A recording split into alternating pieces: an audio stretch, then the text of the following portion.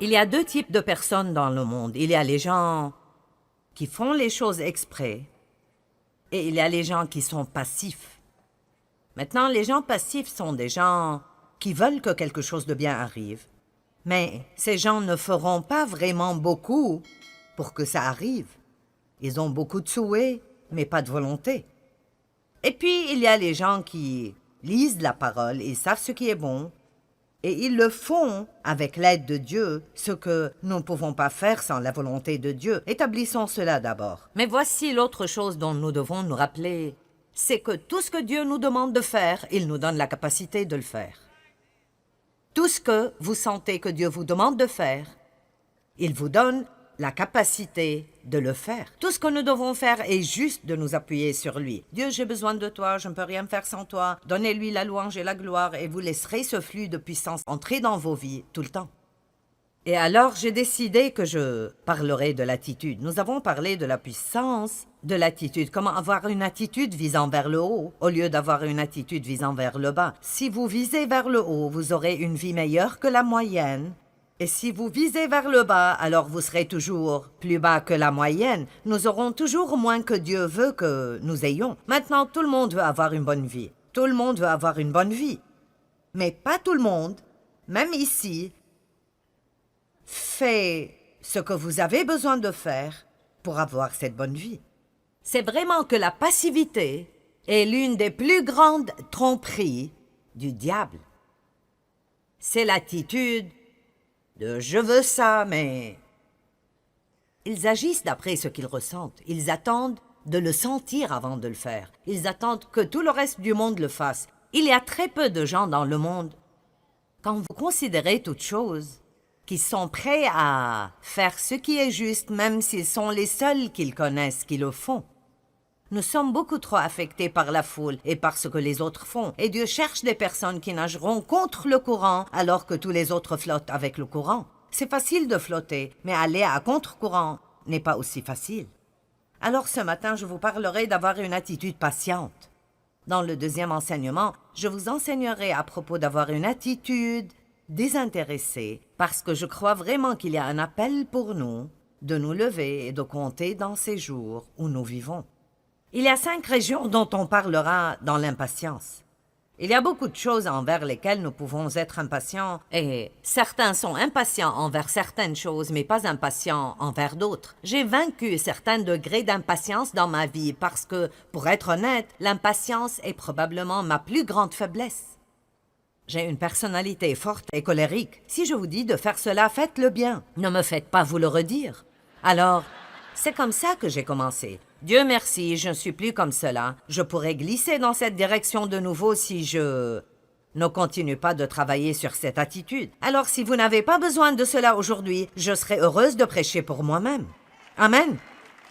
Alors, au début, j'étais très impatiente envers Dieu.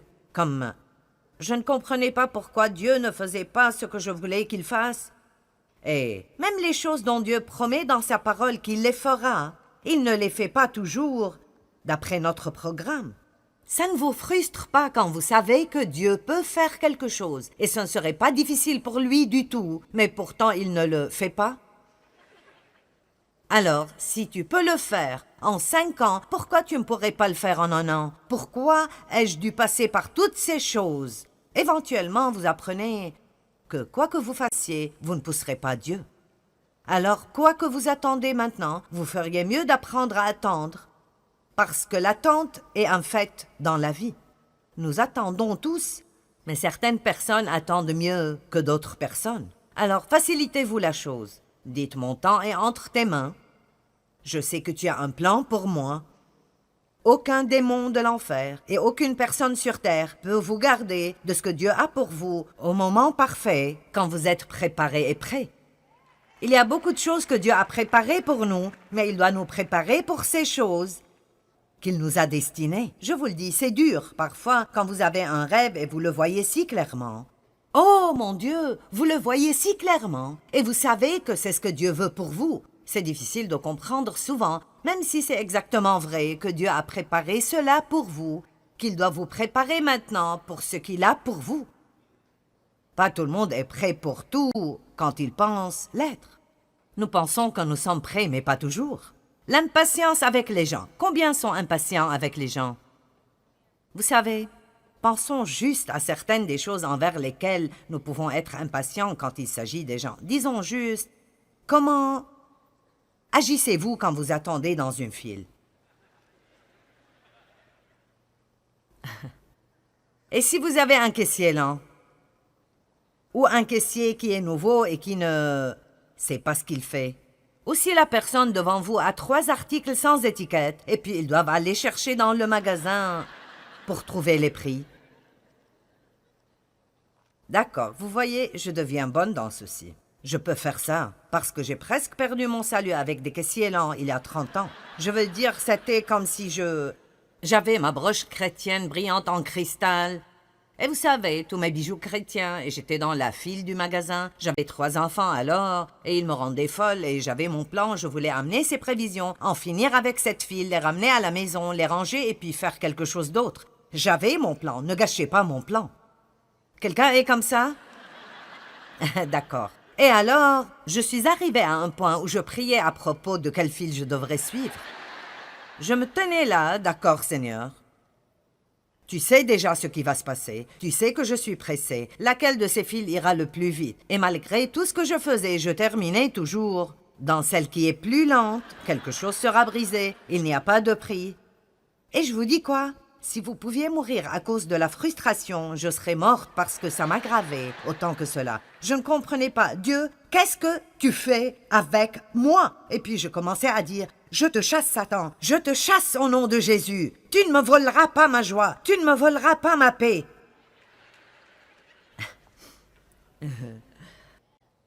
J'ai finalement compris. Dieu utilisait cela avec moi parce que le mot patience, en fait, si vous l'étudiez dans le dictionnaire grec, maintenant écoutez, il dit que c'est un fruit de l'esprit qui grandit seulement quand il est utilisé.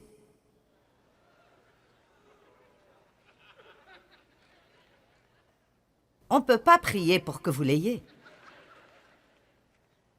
Elle grandit seulement quand elle est utilisée. Alors clairement, les gens ne veulent pas apprendre à propos de la patience parce qu'ils comprennent que quand ils commenceront à prier pour la patience, ils auront des problèmes. Et en fait, cela est vrai. Néanmoins, la Bible dit que quand vous êtes parfait, quand vous avez cette patience parfaite, quand un homme est patient, il est parfait et entier et n'a besoin de rien. Je peux être dans cette file et ne pas vouloir en avoir fini et être ailleurs. Je peux juste être là et jouir. Donc j'ai finalement pu maîtriser le problème des caissiers. Puis il y a eu des caissiers absents. Je voulais payer et je ne pouvais même pas trouver quelqu'un qui prendrait mon argent. Et j'ai pensé, cela arrive à un point qui ne sera pas plaisant du tout. Comment agissez-vous quand vous dites à quelqu'un de faire quelque chose et ils ne le font pas la première fois? Que vous le leur dites, et vous devez le leur dire encore, et encore. Et c'est comme, ne peux-tu pas entendre? Tu ne m'as pas entendu te dire cela? Qu'est-ce que ça vous fait si vous demandez quelque chose à quelqu'un et vous recevez une chose différente? Vous voyez, là, votre attitude ressort. Ça n'a pas besoin d'être des mots, c'est sur votre visage, c'est comme... N'aimez-vous pas cela? C'est comme... Donc, qu'est-ce que nous disons avec nos expressions faciales? Tu es tellement stupide. Et ce que nous faisons avec notre mauvaise attitude, nous le faisons avec des personnes qui sont en train de faire de leur mieux. Le fait que les gens n'ont pas les mêmes dons ou talents que j'ai ou que vous avez ne veut pas dire qu'ils ne sont pas précieux. Et, pour être honnête, Dieu nous met avec des gens qui nous irritent. Et il le fait exprès. N'essayez pas de vous éloigner du groupe que vous avez maintenant parce que vous obtiendrez un nouveau groupe. Parce que, vous voyez, Dieu utilise ces choses sur nous pour polir les bords rugueux en nous. Et voici une révélation pour vous. Il vous utilise sur quelqu'un d'autre. Alors, n'allons pas penser que nous avons le contrôle parce que si vous pensez que la personnalité de l'autre personne vous dérange, demandez-leur de ce qu'ils ressentent envers vous. Donc Dieu a un plan. L'impatience. Donc j'ai finalement compris cela. Je crois vraiment qu'en gros, la plupart du temps, je traite les gens assez bien et j'ai eu la révélation que ça offense Dieu quand nous maltraitons les gens, et alors nous devons vraiment essayer d'être décents envers les gens parce que tout le monde a une histoire que nous ne connaissons pas. Et tout le monde a de la peine et tout le monde passe par quelque chose. Et même quelqu'un qui paraît être résolument méchant, s'ils sont comme cela, ils ont quelque chose dans leur vie qui leur fait mal ou quelque chose qui les a blessés. Et si nous allons représenter Christ, alors nous devons vraiment développer une attitude plus patiente avec les gens. Alors, commencez à prier pour la patience. J'ai vu cette face, John. Qu'est-ce que tu penses? Peux-tu faire cela? Je suis heureuse d'avoir quelqu'un de nouveau à taquiner quand je viens ici. Je pense que je peux le taquiner. Et donc, vous pouvez aussi être impatient envers vous-même. Et je suis passée par beaucoup de cela. Et j'ai pratiquement dépassé cela. J'ai dit à Dieu un jour, « Regarde, voici ce que c'est. Tu savais ce que tu aurais quand tu m'as prise. Si tu ne voulais pas me supporter, tu aurais dû choisir quelqu'un d'autre. Et je suis fatiguée de m'excuser pour qui je suis. Dieu ne me le demandait pas. Mais vous devez apprendre comment jouir d'où vous êtes en route vers là où vous allez. Vous devez apprendre comment jouir de vous-même alors que vous êtes dans le processus de grandir en Dieu. Puis-je dire cela de nouveau? Apprenez comment jouir de vous-même. Apprenez comment jouir de vous-même. Apprenez comment jouir de vous-même avec toutes vos imperfections et vos faiblesses, en sachant que vous n'êtes pas une surprise pour Dieu. Il connaît des choses stupides que nous allons faire que nous n'avons pas encore faites, et il a déjà décidé en avance de nous aimer inconditionnellement et de travailler avec nous et de ne jamais nous abandonner.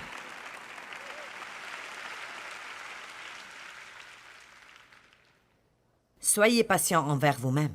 Puis il y a la région d'être patient avec les objets et les choses. Maintenant, je ne suis pas si bonne dans ce domaine. Puis-je avoir mes accessoires?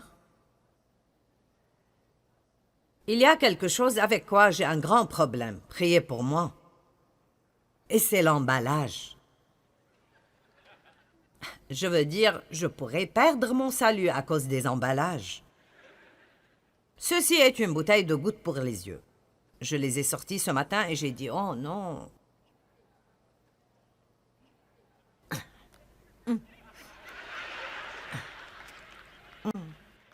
Allez, est-ce que vous faites cela?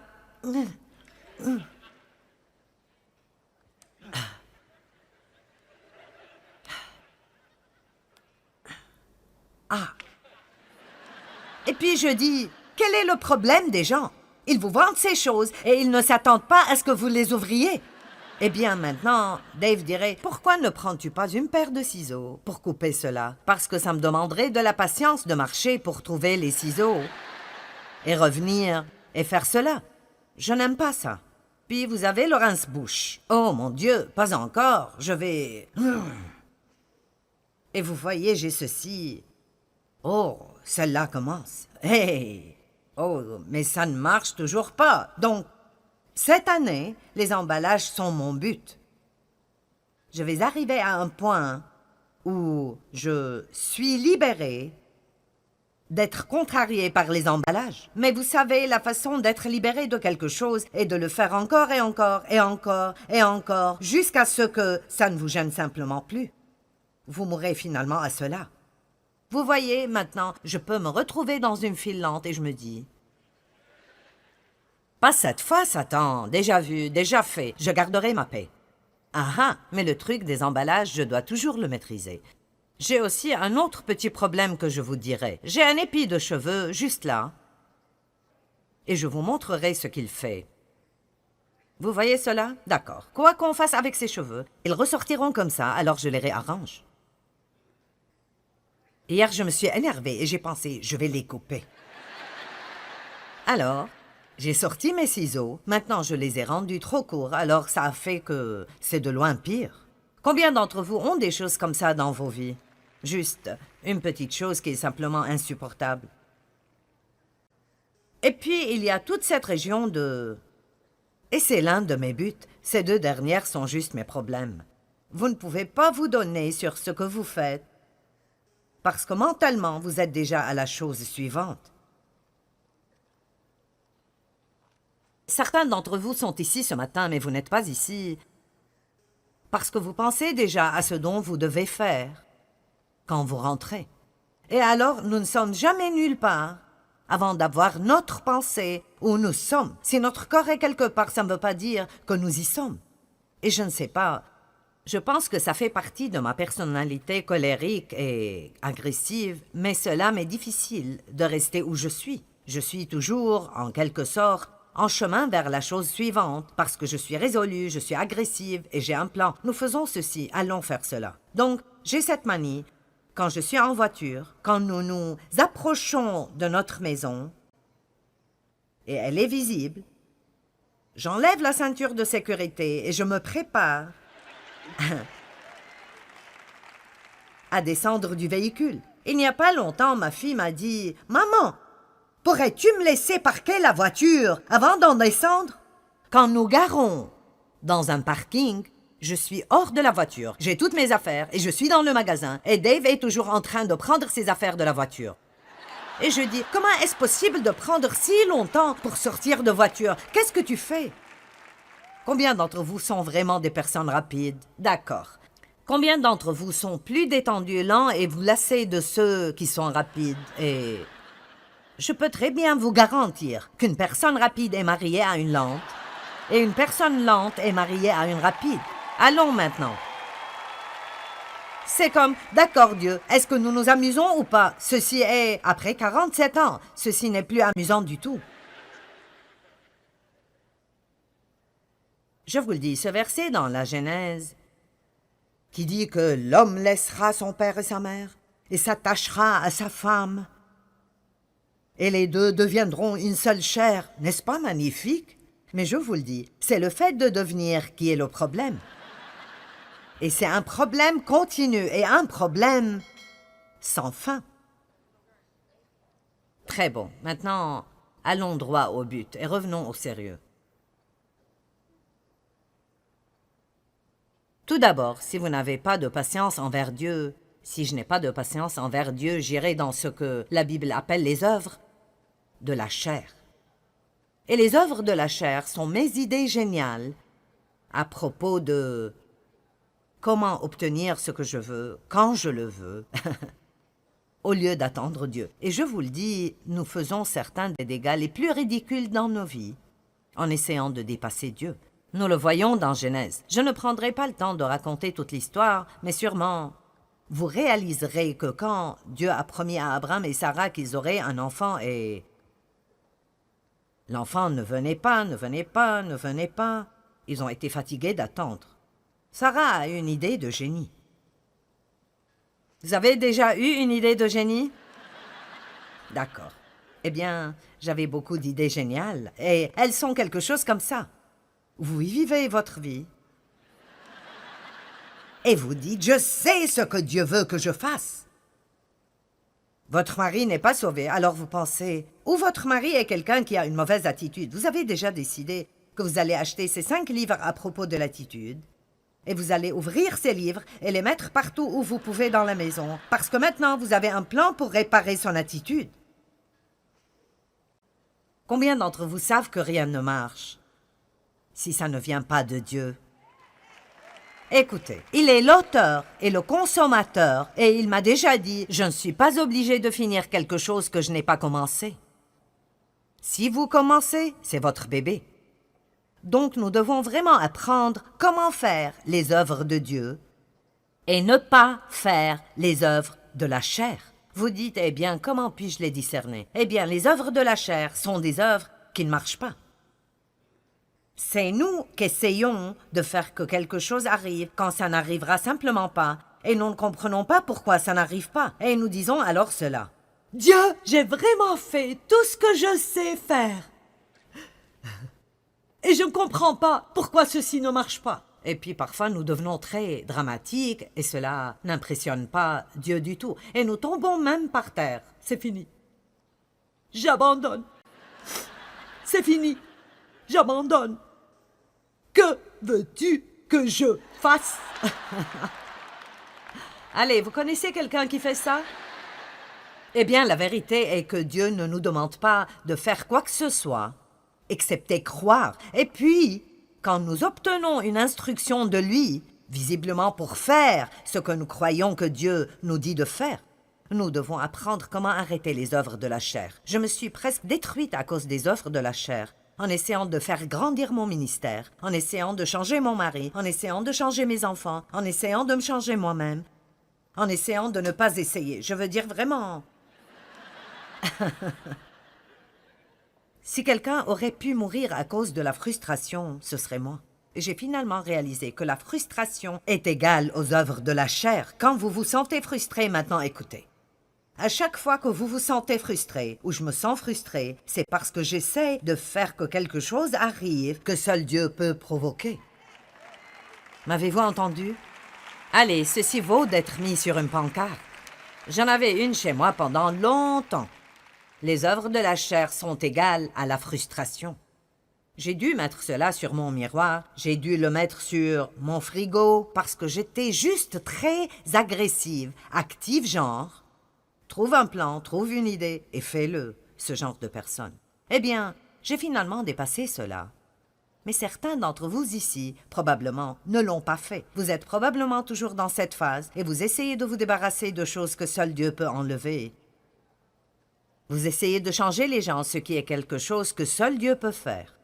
Puis-je vous dire quelque chose? Vous ne pouvez pas faire qu'un de vos proches aime Dieu. Je me moque de combien vous voulez ce qui est bon pour eux. S'ils ne le veulent pas pour eux-mêmes, vous gaspillez juste votre énergie et vous allez ruiner votre vie et perdre votre joie.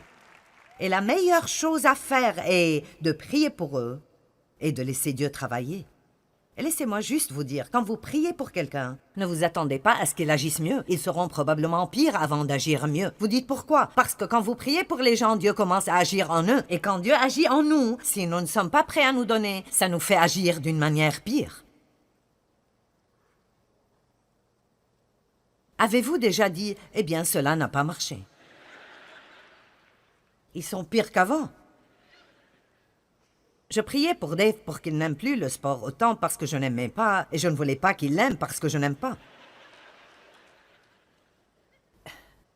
Et, vous m'avez entendu dire cela probablement. Il aime tout ce qui roule ou qui rebondit, peu importe. Et quand je grandissais, mon père ne me laissait jamais rien faire. J'étais en fait juste manipulée et contrôlée. Et je ne peux me rappeler d'être contente avant d'avoir la vingtaine et... Dave pratiquait tous ses sports alors qu'il grandissait. Je veux dire, Dave aime tout ça.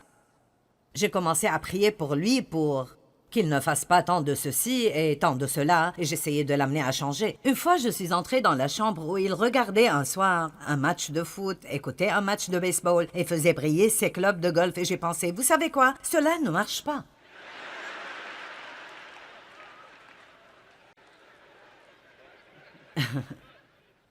Allez, est-ce que quelqu'un peut réaliser aujourd'hui que ce que vous faites ne marche pas?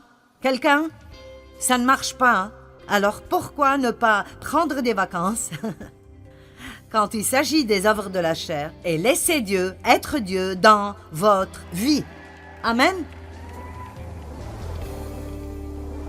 Eh bien, Dieu veut vraiment aider chacun d'entre nous à développer une attitude patiente. Il veut que nous apprenions à attendre patiemment le moment qu'il choisit et à lui faire confiance en toutes choses. Et vraiment, c'est la seule façon par laquelle nous pouvons jouir de chaque moment de nos vies. Et la plupart d'entre nous diraient probablement que la patience est un peu difficile pour nous et elle doit être développée. Nous devons apprendre comment l'appliquer dans des situations.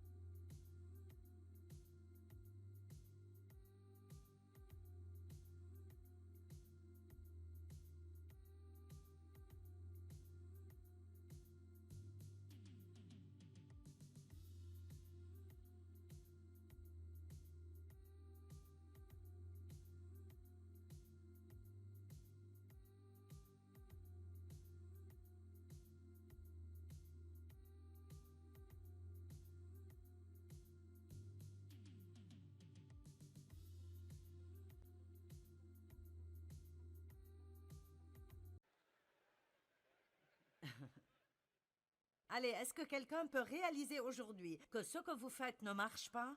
Quelqu'un? Ça ne marche pas, hein? Alors pourquoi ne pas prendre des vacances quand il s'agit des œuvres de la chair et laisser Dieu être Dieu dans votre vie? Amen? Eh bien, Dieu veut vraiment aider chacun d'entre nous à développer une attitude patiente. Il veut que nous apprenions à attendre patiemment le moment qu'il choisit et à lui faire confiance en toutes choses. Et vraiment, c'est la seule façon par laquelle nous pouvons jouir de chaque moment de nos vies. Et la plupart d'entre nous diraient probablement que la patience est un peu difficile pour nous et elle doit être développée. Nous devons apprendre comment l'appliquer dans des situations.